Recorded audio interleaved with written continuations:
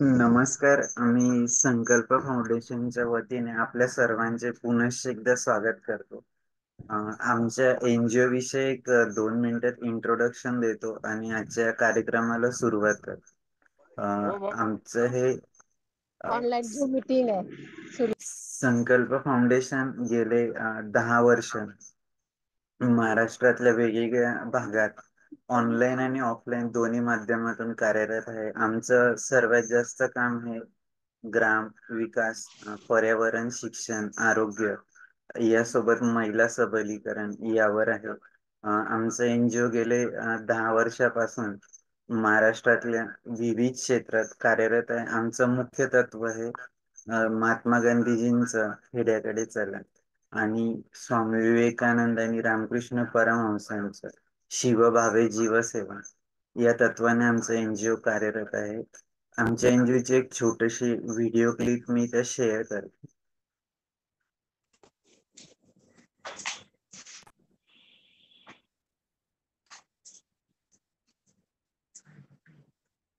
निर्माणों के पावन युग में हम चरित्र निर्माण न भूले, स्वार्थ साधना की आंधी में वसुधा का कल्याण न भूले। माना अगम गाध सिंधु है, संघर्षों का पार नहीं है, किंतु डूबना मझधारों में साहस को स्वीकार नहीं है। जटिल समस्या सुलझाने को नूतन अनुसंधान न भूले। निर्माणों के पावन युग में हम चरित्र निर्माण न भूले, स्वार्थ साधना की आंधी में वसुधा का कल्याण न भूले। शील विनय आदर्श श्रेष्ठता तार बिना झंकार नहीं है। शिक्षा क्या स्वर साध सकेगी यदि नैतिक आधार नहीं है।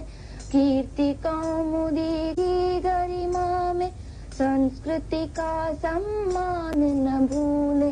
निर्माणों के पावन युग में हम चरित्र निर्माण न भूले, स्वार्थ साधना की आंधी में वसुधा का कल्याण न भूले। आविष्कारों की कृतियों में यदि मानव का प्यार नहीं है, सुजन ही। कोरोना काळात जेव्हा आमच्या सगळ्या फिजिकल ऍक्टिव्हिटी बंद होत्या, आम्ही ऑनलाईन वेबिनार सिरीज सुरू केली. अगदी ग्रामीण विकासापासून स्पर्धा परीक्षा यासोबतच त्यावेळेस जे लोक स्क्रीनचा जास्त वापर करत होते, मोबाईल टीव्हीची स्क्रीन, त्याची शिस्त कशी लावावी यासोबतच कृषी प्रक्रिया उद्योग, शेतीतले वेगवेगळे तंत्रज्ञान जसं मिलेट्स फार्मिंग असेल, या व्यतिरिक्त आमचे एनजीओने छत्रपती शिवराय, डॉक्टर बाबासाहेब आंबेडकर, भगवान गौतम बुद्ध या सारख्या महापुरुषांच्या चरित्रावर देखील वेबिनारचे आयोजन केले.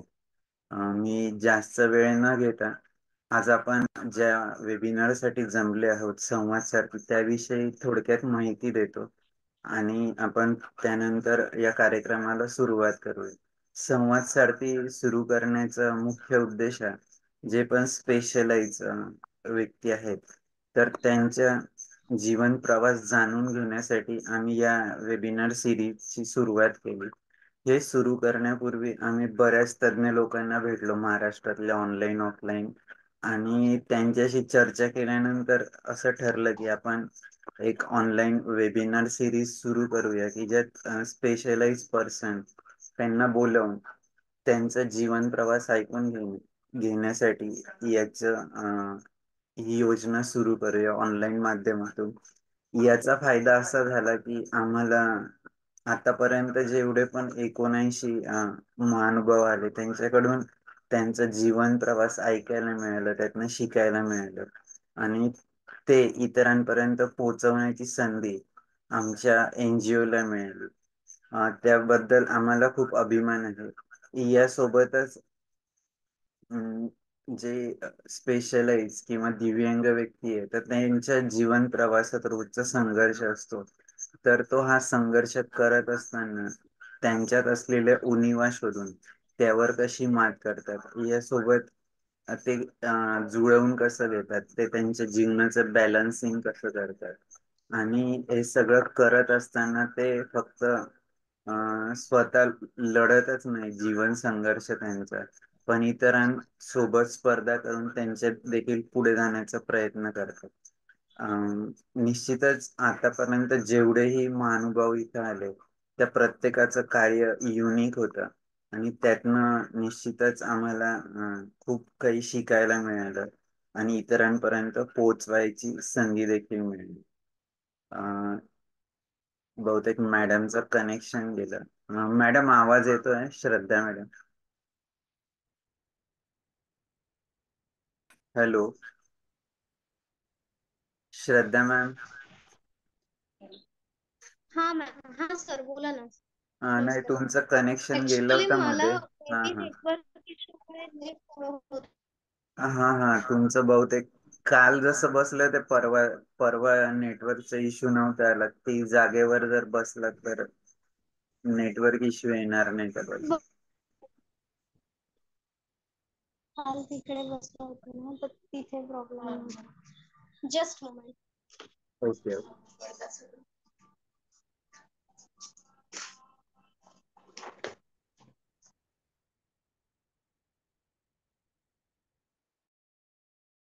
ठीक आहे.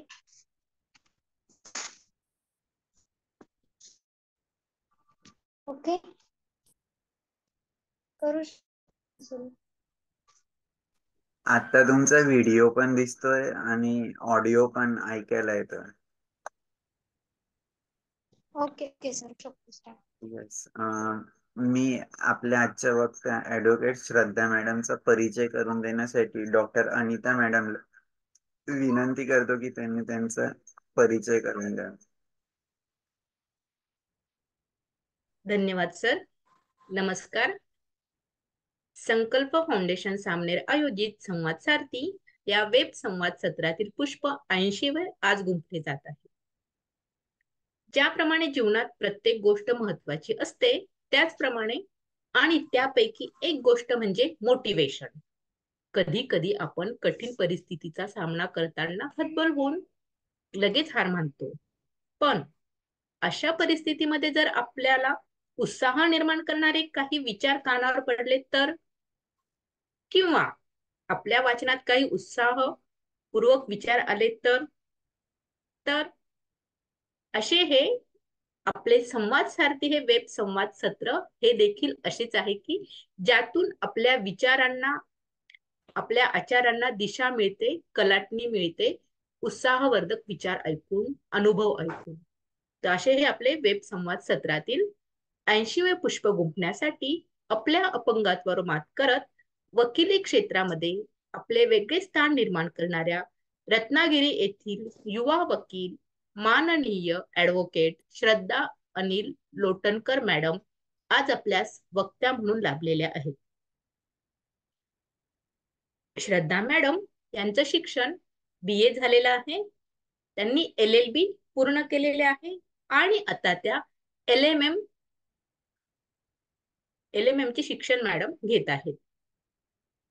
मॅडमला आवड जी आहे ती आहे वक्तृत्व स्पर्धेमध्ये सहभागी होणे आणि मोटिवेशनल स्पीच देणे हे मॅडमचे आवड आहे आणि त्यांना कॅरम खेळायला देखील मॅडमला आवडते. मॅडमचा छंद जो आहे तो कविता करणे, ड्रॉइंग करणे, स्केचिंग करणे हे मॅडमचे आवडते छंद आहे. मॅडम बद्दल असे म्हणावेसे वाटते की सुरुवात करणे हे पुढे जाण्याचे रहस्य आहे आणि ना कुणाशी स्पर्धा असावी, ना कुणाच्या पुढे जाण्याची आकांक्षा असावी, फक्त स्वतःला सिद्ध करण्याची जिद्द असावी. अशा ह्या जिद्दी आपल्या ज्या वक्त्या आहेत श्रद्धा मॅडम, या आपल्याशी माझी श्रद्धा माझा परिवार ह्या विषयावर आपल्याशी संवाद साधणार आहे. चला तर मग आपणही संकल्प फाउंडेशन संवाद सारथी या वेब संवाद उपक्रमात सहभागी होऊया आणि अडथळ्यांवर मात करत पुढे जाण्यासाठी ऊर्जा मिळवूया. तर अधिक वेळ न घेता मी पुढील सूत्रे माननीय विशाल सरांकडे सोपविते. धन्यवाद. धन्यवाद डॉक्टर अनिता मॅडम.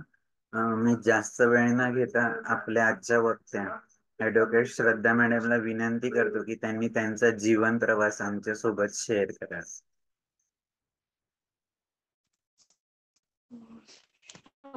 नमस्कार. सगळ्यात आधी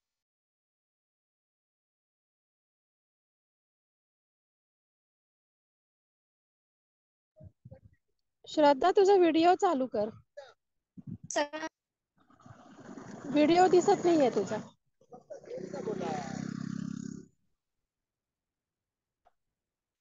मॅम चालू आहे. ओके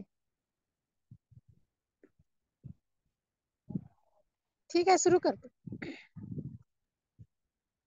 श्रद्धा मॅडम, बहुतेक तुमच्या इथं नेटवर्क इश्यू खूप प्रॉब्लेम आहे, तर एक काम करा, व्हिडिओ ऑफ करा, म्हणजे आवाज तरी येईल कमीत कमी.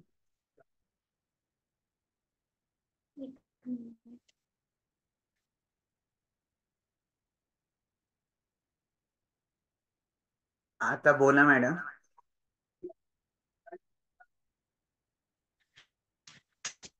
हॅलो.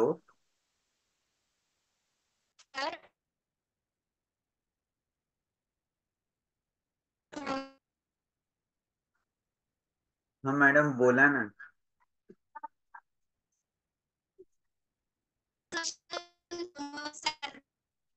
मॅडम तुमचा आवाज नाही येते, खूपच नेटवर्क इश्यू येतोय.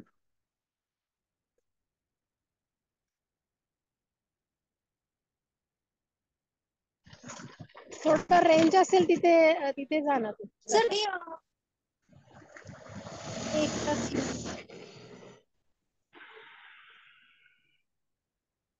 आता व्हिडिओ स्टार्ट होता तू तेव्हा आवाज येत होता.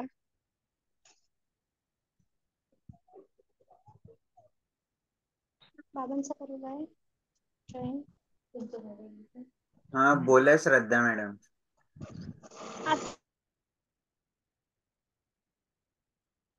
आता येतोय क्लिअर सर हो ऑडिओ अँड येतोय व्हिडिओ? हा येतोय येतोय येतोय. येतोय. येस. ओके. या थँक्यू सो मच. संकल्प फाउंडेशन संवाद सारथी या वेब सिरीज अंतर्गत मला बोलण्याची संधी दिल्याबद्दल सर्वप्रथम धन्यवाद. माझा विषय इथे तुम्ही म्हटला त्याप्रमाणे माझा परिवार माझी श्रद्धा असं जे आपण म्हणतोय, खरंच माझा परिवार माझी श्रद्धा आहे, कारण त्याच्या जोरावर मी आतापर्यंतची वाटचाल माझी केलेली आहे, जी काय चालू आहे ती. पण परिवार म्हटलं की सामान्यतः एक काय डोळ्यासमोर येतं की एक 4-5 जणांची फॅमिली, जेवढी आपली सख्खी फॅमिली म्हणतो आपण ज्याला, तेवढाच म्हणजे परिवाराची व्याख्या होते. पण माझा परिवार हा तेवढाच सीमित नाहीये, एक 5-6 जणांमध्ये. तर माझा परिवार म्हणजे माझा अख्खा समाजाने, ज्यांनी ज्यांनी मला सहकार्य केलं माझ्या वाटचालीमध्ये, माझं कॉलेज, शाळा, डॉक्टर, हे सगळे त्याच्यामध्ये सीमित आहेत असं मी म्हणेन खरं तर. आणि त्यांच्या सहकार्यामुळे मी ह्या इथपर्यंतच्या माझ्या प्रवासात पोहोचले. त्यामुळे माझा परिवार खूप मोठा आहे. तर त्या सगळ्यांना आता मी इथे धन्यवाद देईन सर्वप्रथम. आणि प्रवासाबद्दल सांगताना माझा जन्मतः प्रॉब्लेम काय तर स्पायना बायफिडा ह्या केसचा मी हे आहे, म्हणजे आजार आहे मला बाय बर्थ. तर त्याच्यामुळे माझा पायांवर इफेक्ट झाला आणि ते मला जन्मतः अपंगत्व आलंय त्या स्पायना बायफिडा केसमुळे.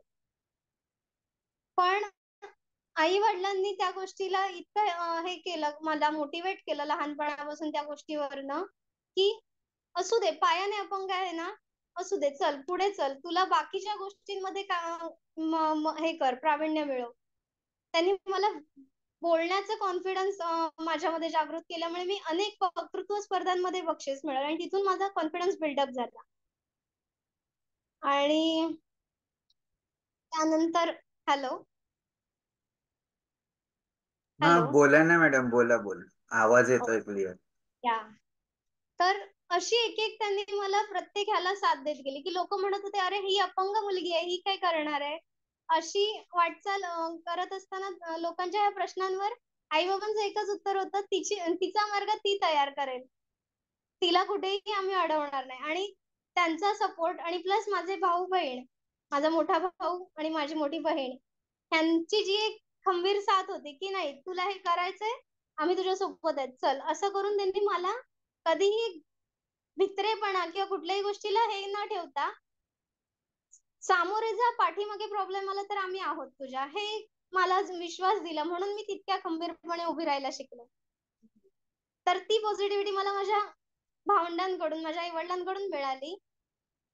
आणि इतर माझे फ्रेंड्स जे होते, मी नशीबवान होते की मला फ्रेंड्स सुद्धा चांगले मिळाले शाळेत असताना, कॉलेजला असताना इव्हन. त्यामुळे ही जर्नी सोयीस्कर झाली असं मी म्हणेन. त्यानंतर स्पायना बायफिडाचं हे अपंगत्व कॅरी करून मी 10वी पर्यंत शिक्षण घेत होते. त्यानंतर अचानक 10वीला मला बीपी शूट झाला. बीपी शूट झाल्यामुळे 10वीच्या सामाईच्या परीक्षेनंतर मला इमर्जन्सी मुंबईला हलवण्यात आलं.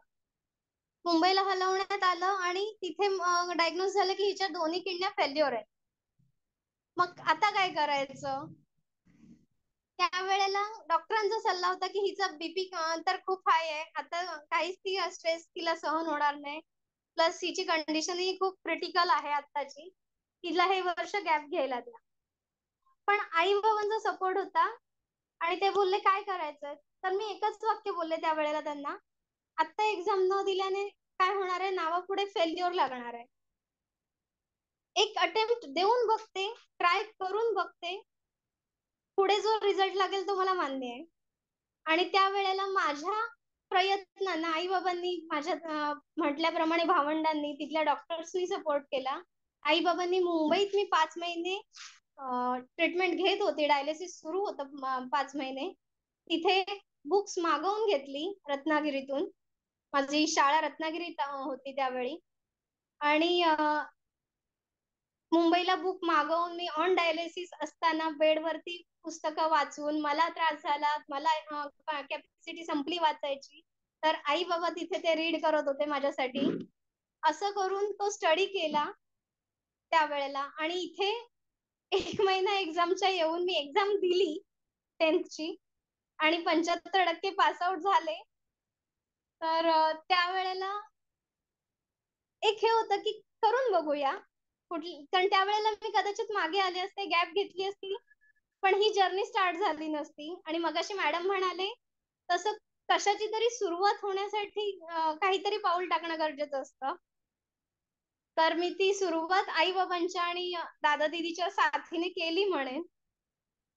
आणि त्यानंतर 10वी झालं, तसंच डायलिसिस सुरू असताना 11वी 12वी त्या कॉलेजनेही मला खूप सपोर्ट केला मी म्हणेन, अख्ख्या स्टाफने, फ्रेंड्सने.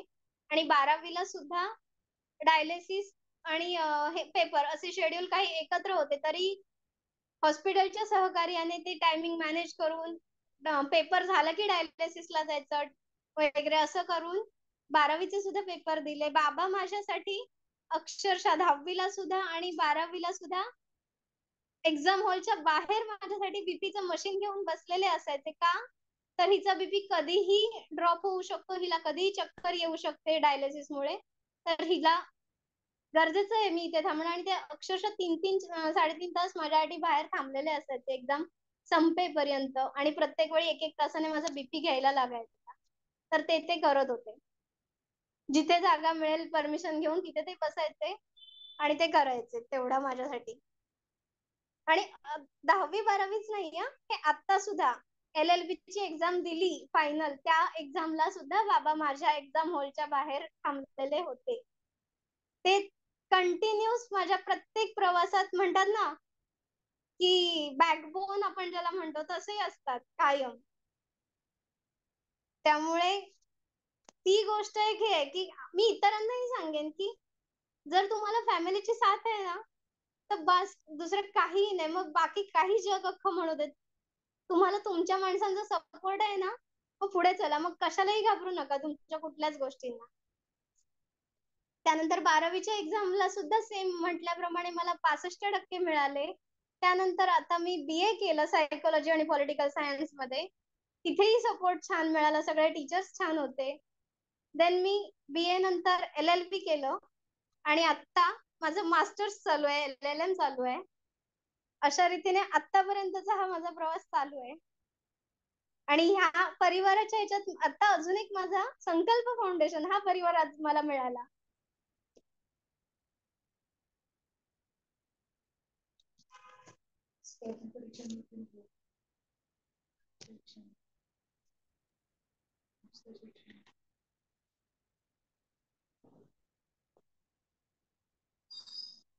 हॅलो. हा मॅडम, तुम्ही तुमच्या वक्तृत्वाविषयी सांगत होतात ते अपूर्ण राहिलं की वक्तृत्व स्पर्धेने तुम्हाला